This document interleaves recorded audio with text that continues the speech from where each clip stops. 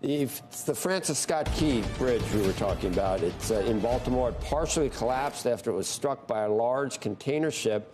Eamon Javers is there with the latest. Good morning, Eamon.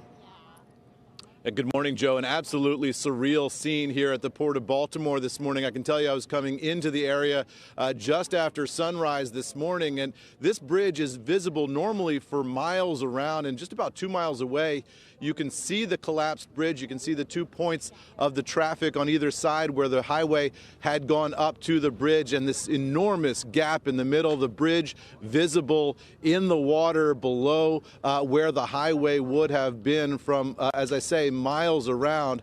This is the Port of Baltimore, Joe. It's a major East Coast hub of commerce and traffic. It is the largest port for automobiles. More than 800,000 automobiles came into this port in 2023. That was the 13th year that this has been the leading port for automobiles on the East Coast of the United States. So an enormous, enormous facility. Just over to my left here as we're coming in, acres and acres of new cars arriving. So you can imagine the scale of the interruption to commerce that will take place here.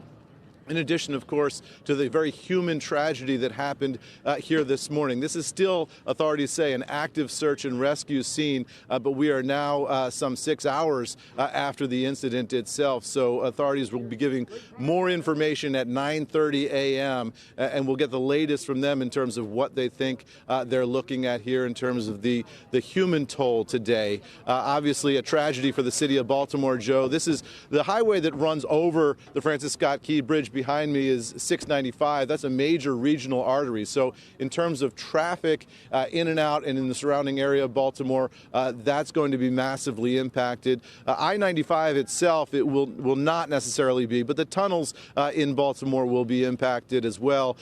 Clearly, traffic coming into the port will be impacted for some unknown period of time, Joe. The bridge span that is down in the water here just behind me bottlenecks the port itself. So any traffic coming into the Port of Baltimore will be interrupted by this, including the cruise lines. Carnival and the other cruise lines sail out of this port as well. So impacts across the board in terms of commerce, tourism, regional traffic, and of course the human tragedy that we may be dealing with here this morning, Joe, as authorities still try to get their arms around exactly how many are missing and how many are unaccounted for. Back over to you.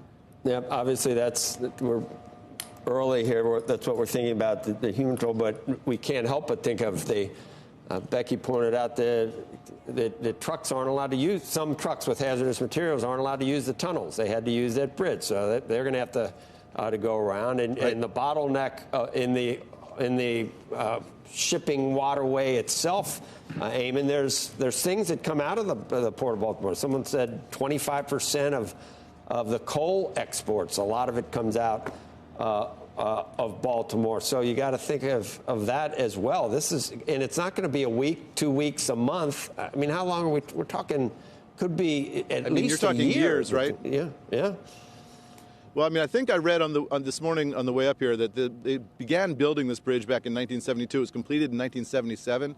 So this is a multi-year process to build these types of bridges. And then just the planning and all the permitting and everything else is years and years, as you know, in this day and age. And of course, dealing with the wreckage here. First, you've got the scene immediately to figure out the mystery of what happened here this morning. So there's going to be an entire process of investigation, then a process of cleanup, then a process of reconstruction. So you're talking about a long, long time. And the scale of this port, Joe, I can't begin to emphasize just how many acres and acres of cars here, but also acres and acres of containers, the shipping containers just stacked 2, 3, 4 high, going back a mile from here. This port is enormous. The amount of commerce that comes through here is tremendous.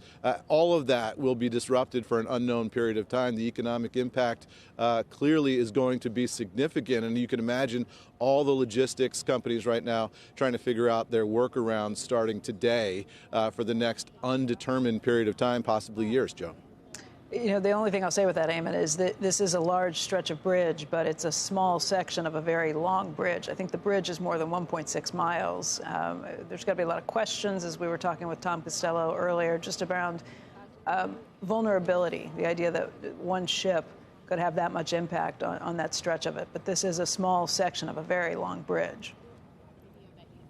Yeah, absolutely. And you look at what happened this morning, if you've seen some of the video of the actual bridge strike this morning, it's just horrific, Becky, as you see that there do appear to have been some vehicles on the bridge as it went down. Authorities said this morning that they were able to rescue one person from the water.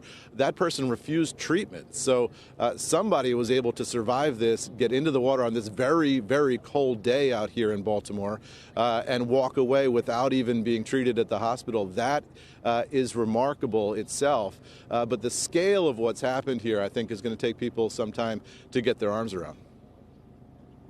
All right, Eamon.